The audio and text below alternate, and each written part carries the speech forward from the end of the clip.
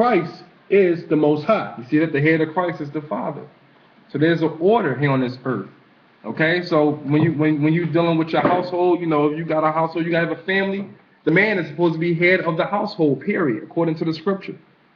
Okay, so it starts with this is doing wrong, it begins with the man, if there's a man in the household. Okay, it begins with the man. That's very important. And I mean, these days and times, the men don't know up from down. Okay, a lot of our households, our families, man, they don't have a man around, so it becomes rough. It becomes tough. Okay, let's go to Sirach 41:5.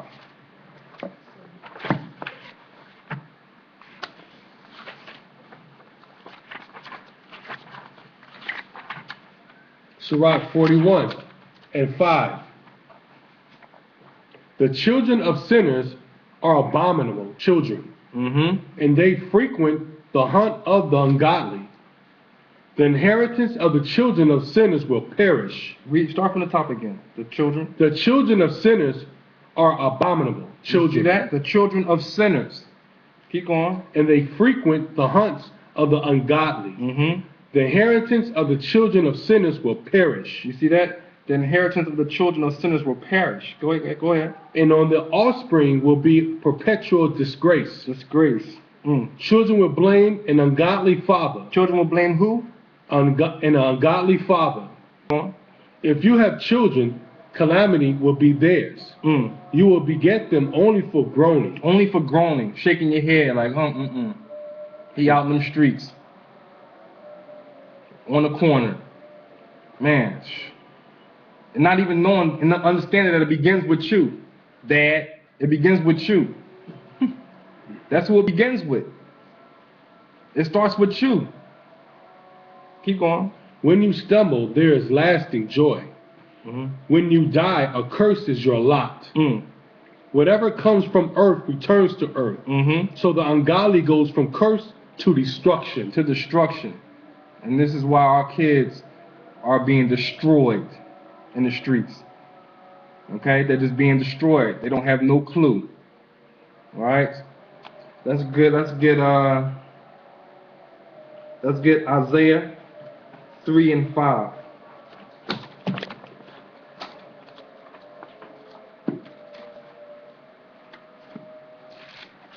Isaiah 3:5. And the people shall be oppressed, everyone by another, and everyone by his mother and by his neighbor. The child shall behave himself proudly against the ancient, and the base against the honorable. Read that again. And the people shall be oppressed, everyone by another, and everyone by his neighbor. The child shall behave himself proudly against the ancient. You see that? The child is going to behave himself proudly against the ancient, against the elders. That's why there's no respect. Keep going. And the base against the honorable. When a man shall take hold of his brother of the house of his father, saying, Thou hast clothing, be thou our ruler, and let this ruin be under thy hand. All right, that's it. Woe unto the wicked, it shall be ill with him, for the reward of his hand shall be given him. As for my people, children are the oppressors. You see that? Children are our oppressors. They're the ones pushing the drugs. They're the ones that's, doing wicked, oppressing the people. No respect. Keep going. As for my people, children are the oppressors, and women rule over them. You see that? And women are ruling over the man, because a lot of times the man is not even around to do what he's supposed to do. So now the woman got to step up and rule over the man. And now, then when the man try to come back into his respectful position, okay, it's a struggle there. It's going to be a struggle there. Okay, keep going. O my people, they which lead thee cause thee to err, and destroy the way of thy path. You see that? So the people that's leading us are pastors. So some of our parents are leading us away from the Most High. They're leading us, they're causing us to err. Okay? They're causing us to err. Let's get Ecclesiasticus or Sirach 16:1. In the annotation. Sirach 16:1.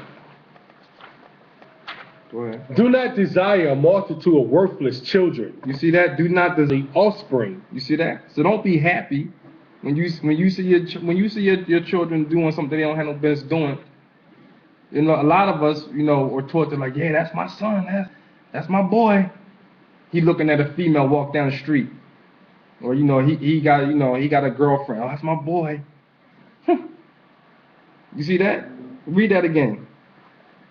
Children. Worthless children. And do not rejoice in ungodly offspring. You see that? So teach your children to be godly. Keep going.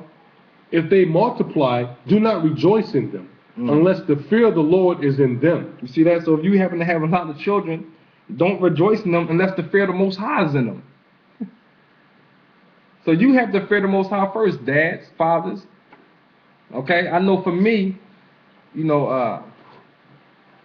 one of the things that what I went through is when I was in the world, I was doing, all kinds of stuff that I didn't have no business doing. Okay, I had a son, and now my son, Satan is attacking my son. You understand? Because at the end of the day, I was filled with a spirit. And these spirits go back and forth from you into your children. Okay?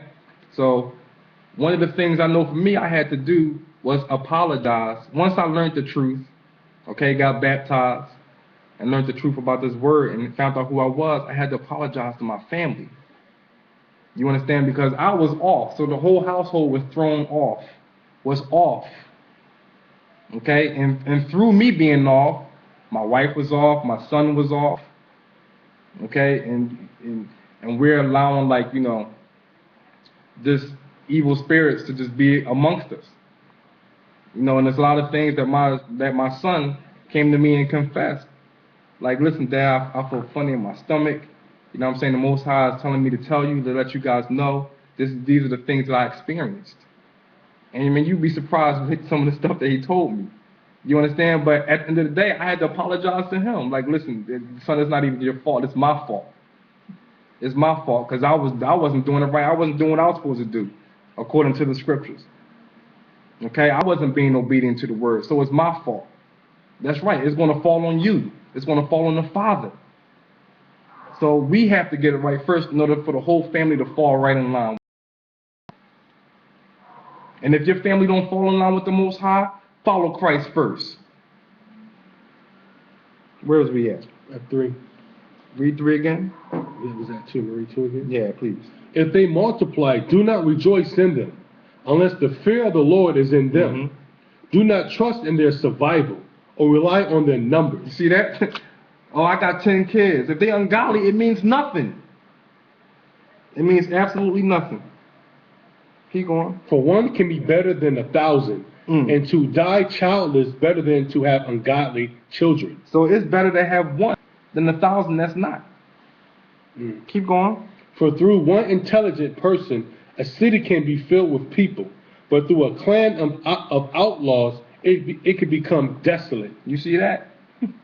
So now we have our job where, those of us that have a seed, we're trying to raise a nation of righteousness, not falling into the same traps that we fell into. And it boils down to with us examining ourselves as parents. That's what it really boils down to. Our parents didn't examine themselves as parents. They wasn't brought up in the truth.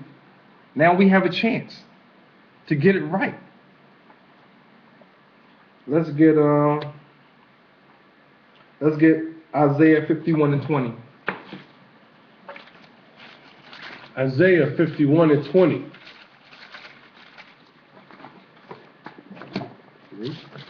Yep, got it. Thy sons have fainted. They lie at the head of all the streets, as a wild bull in a net. Read that again. Thy sons have fainted. They lie at the head of all the streets. They lie at the head of all the streets. Those are your corners. Okay? These kids are on the corners. Our sons are on the corners, hanging out on the corners. Keep going. Thy sons have fainted. They lie at the head of the streets as a wild bull in a net. As a wild bull in a net.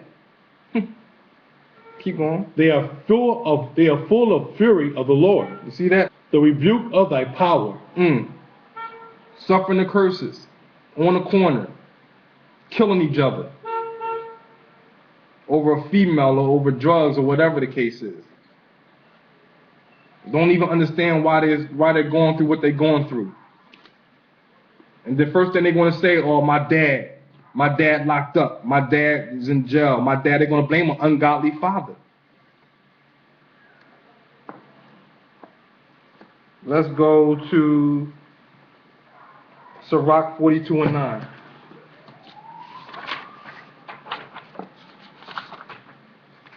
Now we're going to deal with our daughters. Keep on. And worry over her robes him of sleep. Robs him of sleep. That's okay. And when she is young, for fear she may not marry. You see that? So these are the things that fathers worry about when it comes to their daughters. Why do we treat our sons different than our daughters? I don't know what that's about. You know, it's almost like, yeah, my son, he got a girlfriend, but when your daughter get a boyfriend, boy, look out, 'cause dad is coming, and dad ain't playing, dad ain't having all the things that he would allow with his son. Okay, so when we're raising godly children, man, we can't be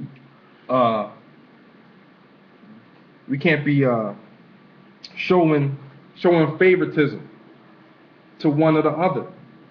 Okay, we have to treat them equal, like the scripture says. Read that again. A daughter is a secret and anxiety to her father, and worry over her robs him of sleep. You see that he can't even sleep because he thinking about his daughter. What is he thinking about? When she is young, for fear she may not marry. Well, when she is young, for fear she may not marry. Or if married, she got married. What? For fear she may be disliked. For fear her husband may not like her. While a virgin, for fear she may be seduced. You see that? She might be raped or seduced. Okay?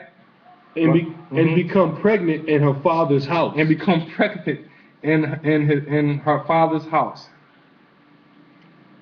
Or having a husband for fear she may go astray. Or having a husband for fear she may go astray and start messing with somebody else.